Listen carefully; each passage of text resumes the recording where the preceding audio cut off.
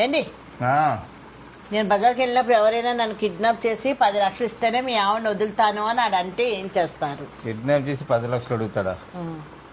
ఏంటి అంతసేపు ఆలోచిస్తున్నారు? అదే 10 లక్షలు ఏం సరిపోతాయా అనేసి అడిగి.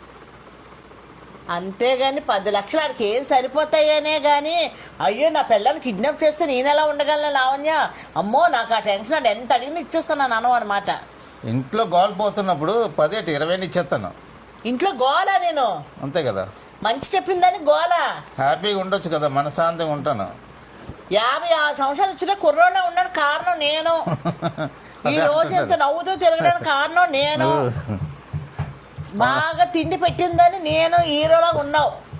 ఇవన్నీ గుర్తురావగా చూసినందుకు భలే గుణపాఠం చెప్పారండి నాకు.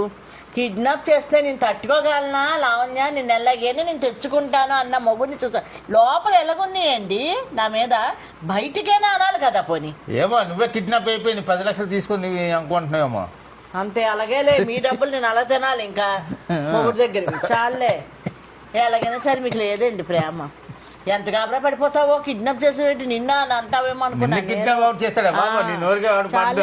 గోలేంటి గోల, ఇంట్లో నీ లేకపోతే ఏమైనా అవుతుంది. మాట్లాడడానికి జరిసిపోతుంటది ఇక్కడ, కిడ్నాప్ అవుట్ చేస్తా నీకు.